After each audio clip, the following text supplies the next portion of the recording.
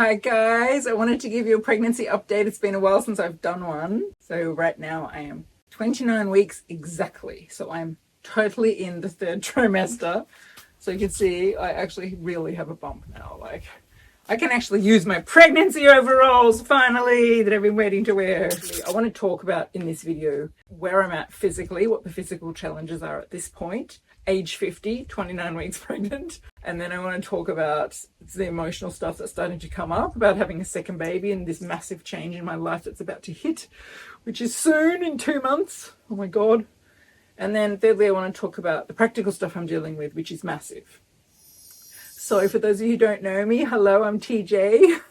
I'm a single mother by choice. I already have a child who's 2 years and 3 months or 3.5 months, and she's basically full toddler.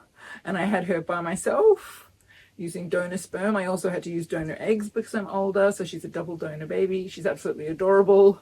On this channel, we've been calling her Baby Star, but I'm transitioning to call her Little Star because there's going to be a new baby with a new name. So physically, I've been lucky. I've had an easy pregnancy. And, you know, I run a community for women around the world who are on an unusual path to motherhood. Some of them are solo mums, some are older mums, some are using donor eggs, and some of them having really rough pregnancies, the ones who are pregnant. And I feel really sometimes a bit guilty that I'm like 50 and I'm having actually an easy run physically. I had an easy run last time too.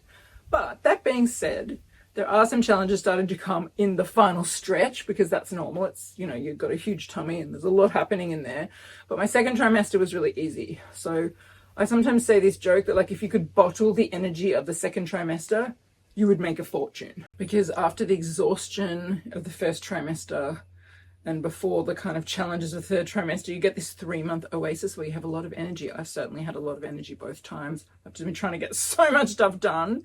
But at the same time, there's this feeling of, I've got to get it all done now because this is the only time I can do it while I'm in the second trimester. So I did feel a lot of internal pressure to get a lot of stuff done on my projects and my work and around the house and preparing for the baby and organizing postpartum. And it's been a lot.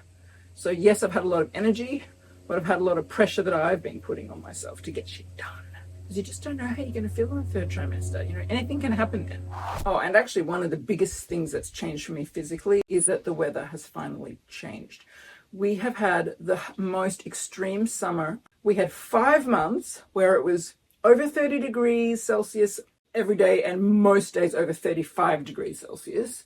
But it wasn't the heat, it was the humidity. It was 90% humidity, 95% humidity. I'm talking about you felt like you were in a sauna. And I found that really hard. Even though I had a lot of energy in my second trimester, I was feeling everything maybe 5 or 10 degrees more than non-pregnant people would feel it. So it was really hard. I bought these thinking I'd wear them a lot in my pregnancy. Well, I have not worn them until this week because it just was not cool enough to be able to wear anything. And so now we're in Australian autumn, fall, and where I live, it's a very mild autumn. You can see it's still sunny, it's nice, it's mid-20s. It's only a little bit humid.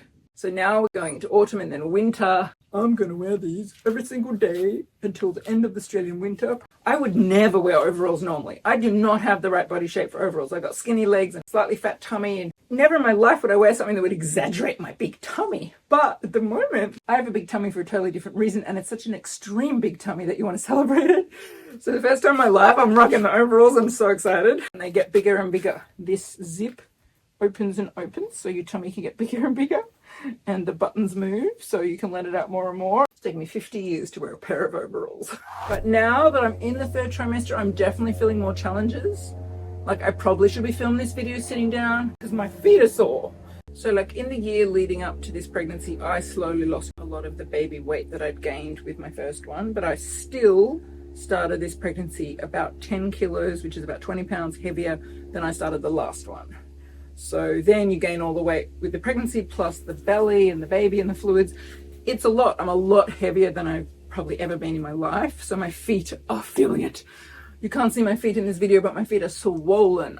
I'm also starting to get exactly the same symptom I had last pregnancy around this time, which lasted to the end of my pregnancy where I had a lot of pain just in this spot on this side right here. Could be around ligament pain, who knows? My baby, he's sitting here, his head's down here, his back's here, his feet are here, which is exactly where baby Star sat. I mean, I'm having an identical pregnancy, it's so strange. And I'm having the same pain, so her head was pressing here for months, and his is too. So I don't know if it's how I'm standing or my posture. I haven't been able to do as much Feldenkrais as normal because I'm busy looking after a toddler and I can't get to a session with a practitioner. So I probably don't have the most neutral posture at the moment, which is not helping. So yeah, so the problem with this is it makes it hard to bend. So in my last pregnancy, I didn't really need to bend other than to empty the dishwasher, maybe pick a piece of clothing up off the floor every now and then, empty the washing machine, like that was it. But with a toddler who throws everything all over the floor all the time, including hand gel, creams, sunscreen, toys, I mean, there's stuff all over the floor, always. I have to be able to bend. So I've had to come up with some strategies to solve the fact that it hurts to bend. So I got this thing, which has actually really helped. It's like a device that old people use or people use after back surgery to pick things up. I call it the claw. You click it and it picks things up. You can't see down here. Basically, imagine that was the ground and I'm picking stuff up. So good. So that's one strategy I've been using. But my main strategy has been to teach baby Star, who I've got to remember to call Little Star, to teach Little Star to help. You know, I say to her, would you please pick your toys up? Could you please help Mummy? Mummy can't bend over. Could you pick that up? Sometimes she does it, sometimes she doesn't. Sometimes she goes, no, Mummy, don't want you pick it up. I'm like, well, Mummy would really appreciate if you'd pick it up because Mummy can't bend. So initially I started trying to bribe her. If you pick up all these toys here, you can watch Bluey. Then I felt bad about that. I don't think it's healthy to use bribery. So what I'm doing now instead, and it's working really well, is I say, let's clean up the toys together, because she loves doing stuff together. In fact, her favorite sentence at the moment is, let's do it together. So I say to her, you pick it up, hand it to Mummy, and Mummy will put it away. So we do that. We walk around, she picks everything up, hands it to me, I put it on the table, or I put it on the bench, or I put it in the toy box. And that's really helping. So hopefully 2 months from now when the baby is here, she will have really learned that, and that will make a huge difference. The other physical challenge I'm having is that sometimes now I am starting to get tummy pains. It feels like muscular pains, like my tummy's growing. There was one day I was out and about with her and we were shopping and I was like, oh, but I could feel that it was muscular, so I didn't panic about the baby, but it was just like, oh my God, I have to sit down. I couldn't lift her up. I couldn't put her in the car. I couldn't carry the shopping bags. I just had to sit down and wait till it passed. I spent that whole night sitting down when we got home. You know, those times may happen more and more. I do have something that's really helped me this pregnancy and also helped me last pregnancy, which is an inflatable pillow lilo thing that you lie on, and it's got a hole you put your belly in and you can just lie down. And I find that's really good because I can do little Feldenkrais movements on it and really free up my back and my spine and my hips, and it just gets me into a different position than I'm normally in. I'm not a belly sleeper, so I don't need it. Like some people are belly sleepers, actually sleep in these, but for me, I do it to get my body out of pain. And I feel like it also helps with this pain here, and it helps the baby to settle in a different spot, and it helps my muscles that are all being stretched to relax. I'll put a link to what the product's called. I actually got mine secondhand. They're very expensive and you're not going to use them for long. So see if you can find it on Marketplace or something. That's where I did. But other than the sore feet, this pain and the kind of belly pains, I'm feeling good still. So fingers crossed that continues. So let's move on to emotionally. I am a basket case of emotions at the moment. I'm crying all the time. I have been really emotional because I'm starting to realize I'm coming to the end of my time with just me and Little Star, just the two of us. It's been such a beautiful little love bubble.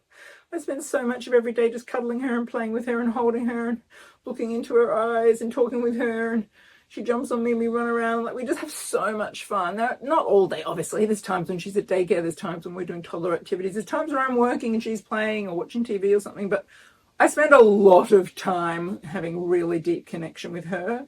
And at the moment, I'm really exaggerating that because I know it's coming to an end, and I'm cuddling her at night for hours, and we wake up in the morning, I cuddle her for a good hour before we get out of bed. Like, it's so beautiful, and I'm so sad that that's coming to an end. It's been so precious. Oh, I'm trying not to cry, but it's been so precious, and she doesn't know what's about to hit. So I have a lot of worries about how she's going to adjust. I'm not going to talk about all that in this video. I've been doing lots of research. I've got lots of ideas, things I'm planning to do that from everything I've read will help. If they work, I'll one day make a video telling you the things I did that worked and the things that didn't work. But hopefully a lot of the things I'm planning to do will help her with the transition. But geez, it's going to be a transition for me, moving from one where I just get to devote so much attention to her to then having to somehow do that with two. I honestly don't know how anyone does it. How do you give all your love and time to a newborn that needs you 24/7 and still keep your bond going with your older child? She'll be 2.5 years old when the baby's born. I just have to hope that she's had enough love and time and presence and connection with me in those 2.5 years that she's so securely attached that she'll know deep in her bones that she's loved and that she'll be able to sail through this to some degree without being totally decimated by it. So I already have some kind of in advance mum guilt about what's going to happen with her. So I'm journeying with that a lot. I cry a lot about it. Like I cuddle her, she falls asleep and I just lie there and cry. Even this morning I dropped her off at daycare. That's why I can film this video, because she's not here. I'm standing out the front of my house. I would never do that normally because I'm not going to let her run around near the road and everything, but she's at daycare so I can film a video at the front of my house. At daycare this morning, she cries so much when I drop her off. She always cries every single time because she hates being separated from me. Then she adjusts. 20 minutes later, she's having fun. But when I first drop her off, she cries. And as she was crying, I was walking out. I was like, oh my God, this is going to be like this for her every second of every day once the baby comes, that mummy won't be available when she wants, like she's used to. So it's definitely one that I'm living through at the moment, and I'm going to have to live through for the first year. Apparently the first year with a new baby is the hardest for the sibling and for you as the mum. So it could be a rough year. But I know it'll all be worth it in the end because the bond I'll have is beautiful. I just know that. And Baby Star, little Star, really does love babies. I mean, she literally carries one with her all the time. Her favorite doll as a little baby, has been since she was 1. She carries it everywhere. She changes its nappy. She puts it to bed. She cuddles it. She strokes its head. She puts it in the shower. She baths it. I mean, all the stuff you're supposed to try and teach older siblings to do before the baby comes, she's been doing since she was 1 year old. So that's her nature. Her nature is very loving and nurturing and maternal. So hopefully she'll love this little baby, but I am still very emotional about it. So now turning to the practical side, I'd say the practical side has been the thing that has been consuming me the most the last couple of weeks. I did a post in my community. I have a private community for women around the world who are on a similar path. And usually I'm in there supporting everyone. I'm always doing DMs every day. I'm replying everyone's questions. I'm constantly replying everyone's posts because I feel I'm there to support the community. But I needed some support this week. I actually wrote a post in there. Oh guys, I'm so stressed. And I had some beautiful replies and people messaging me. It was really nice to feel that coming back, that full circle, because we're all there to support each other in this community. By the way, if you're interested in having that kind of support in your journey of becoming a solo mum or a single mum by choice, or just an older mum, donor egg mum, you can join. It's a beautiful community. I'll stick the link below where you can join. Anyway, so I did that post at a point where I was just like at breaking point. I hadn't slept for about literally 2 weeks, just not because I have a challenging toddler. She was asleep through the night. It was that I was too stressed to sleep. I just had so many things running through my head. I'm not going to go into the details of it all because it's too complicated. It's like trying to assemble a puzzle or a game of Tetris with all the pieces. But basically, I'm trying to figure out how I can get some support for the month leading up to the birth, just in case the baby comes early and I don't want Baby Star to be here alone in the house if I'm rushed to hospital if something happens. I need someone here. And then some support during the actual planned birth, which is planned for a certain date by cesarean, to have someone here then. And then I'd like to have someone here in at least the first 6 weeks afterwards to help me with little Star and just to help out around the house, but also to take little Star to her daycare because I think it's really important she keeps doing it. Everything I've read is don't make any other big changes when the baby comes. The baby is enough. Keep all her routines going. And her main routine is these 2 days of daycare she now does. It's taken her a long time to get used to them. So if I pull her out for 6 or 8 weeks while I'm not going to drive, it will be really destabilizing for her to have to start that whole process again. And people say, why don't you just drive? Well, I'm not planning to drive because A, I will have had a cesarean. B, I will be 51 years old at the time I give birth. C, I really want to have a long, thorough recovery from this birth because last time when I had Baby Star, I did not leave the house really at all for 3 months.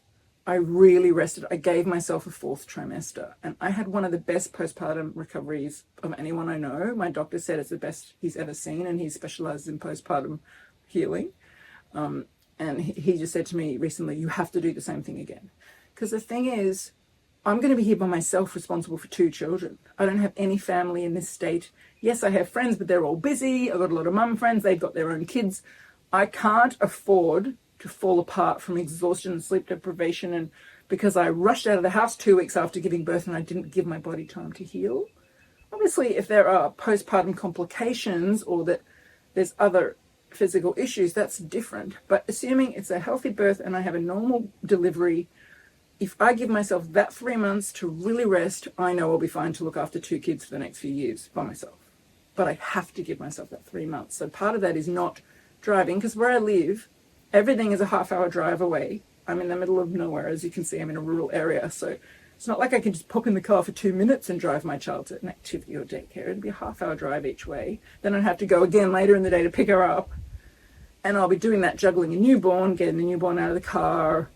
They might be asleep, got to wake them up just to go into the daycare centre for 2 minutes and then put them back in the car and hope they fall asleep and then get home, do the same thing. Like, it's too much. I can't do it. I can't deal with it. It's too much stress. By the time the baby's 3 months old, I'll be used to it. I'll be healed. My body will be better. I'll be able to handle drop-offs and pickups and activities and taking a baby with me while I'm going to toddler activities, but I'm not going to do that the first 3 months. So I've been trying to organise help, and it's not easy because, as I said, I don't have any family in the region. I'm having to ask close family members or close friends from my hometown, which is a 2-hour flight away, to come up for a week or 2 weeks or 3 weeks to help. And so far I've lined up certain people for certain chunks of that, and there's still some gaps, so it's like a puzzle. But I don't want to ask my friends and family to do housework and stuff like that. They're already coming up to help me, so I'm trying to line up some sort of in-house support that's not too expensive. So looking at hiring a young 16-year-old, a couple of young 16-year-olds or high school students who are around the corner who could just come in for an hour here and there to help do laundry and dishes and feed the cat and do the compost, all that kind of stuff. Because if I try and hire a real housekeeper or a nanny or something for that, they're not going to come just for 1 hour, especially because I live so far away. They're going to want to come for 4 hours to make it worth their time, and they're going to charge a huge amount per hour. So I could be paid like $100 or something to get 1 hour of work done that I need. It's ridiculous. I can't do it. So hopefully I'll be able to either find a young girl who can come in, pop in, who's around the corner and can just come easily here, or the other thing I'm exploring and advertising for, and I've been sending messages to everyone I know in the area, please pass this on to your friends. Can you find someone to try and find maybe a live-in person? Because I have a spare room in my house since my flatmate moved out a year ago. I haven't really wanted anyone here while I had a little baby and a toddler. I didn't want a stranger here, but I'm feeling like if I can find the right person, maybe that would work. They could live here for free. It's a beautiful space. It's a beautiful home. It's got a beautiful view, in return for helping me a certain number of hours a day around the house. And we're dropping baby Star, little Star, to daycare and toddler activities, just looking after her a little bit. And even though I said I've got family coming, I still need that, because here's the thing. In the chunks of time when my dad is here, he's 80 and he's just recovering from heart surgery. I can't ask him to do very much other than watch my little girl a little bit, play with her and just make me some toast, you know. I'm not going to get him to do housework, and he might be able to drive her a bit, but I'm not going to get him to do too much. That's not fair to him, and he's not capable. And then the period of time when my sister's coming, which is probably going to be the longest chunk, she's wonderful. She can do everything around the house. She loves my little girl. They'll be fabulous. But here's the catch. Are you ready for this? She doesn't drive. It's totally fine when she lives in a city. She doesn't need to drive. But here where I live, there's no public transport. There's no shops anywhere near here. You have to drive to everything. I have to drive even to pick up my mail. Like, it's not delivered to my house. So all the things I'm going to order, diapers, nappies, nipple creams, breast licking pads, like all the stuff you need for a newborn will all be coming by mail. Luckily, the supermarket will deliver to my house so I can get basic food, so that's good. But anything specialized I can't get. I have to get through the mail. But also to take my toddler to daycare and take her to baby activities. At the very least, even if I drop all the activities, just to take her to daycare 2 days a week, which she needs to do, as I said earlier, for continuity. And I need to have 2 days where I can just focus on the baby. So it's not like I can just say, I've just got family coming, because the family can't do all the pieces. They're wonderful. I'm so glad they're coming. Believe me, I'm so grateful, because I didn't have them last time. Last time I did the whole thing by myself, had no one here. But last time I didn't have a toddler to look after, and I didn't have a toddler who needs to get to places, so I could just stay home with a newborn for 3 months by myself. It was fine. It was lovely. It was beautiful. It's a totally different thing when you've got an older child who needs care and attention, food and driving. I won't go into any more than that, just to say I've been putting posts and ads and looking for nannies and looking for housekeepers and looking for live-in people and looking for young girls to help and asking friends and calling on everyone I know, and little bits and pieces of it are emerging. I could take her 1 day a week. I could pick her up Monday afternoon, but not Monday morning. You know, like, it's literally like arranging a puzzle, and it has not come together yet. It's starting to a little bit, but hopefully by the time I upload this video, it will all be sorted. but at the time I'm filming it, it's not. And I have not slept. I mean, I just not slept because I just lie there in bed thinking, who could I call on? Where could I advertise? Maybe I should apply for that thing. Maybe I should do. And I'm not someone who doesn't sleep. I do not have problems with sleep. Like, I am good at tuning off the worries, putting on an audiobook and falling asleep. It's very rare that worries keep me awake. But this has been keeping me awake. So fingers crossed, send me your best wishes that by the time you are watching this, all of it is sorted. I have a whole postpartum plan, even if it's 20 different people doing a tiny thing each. That's okay.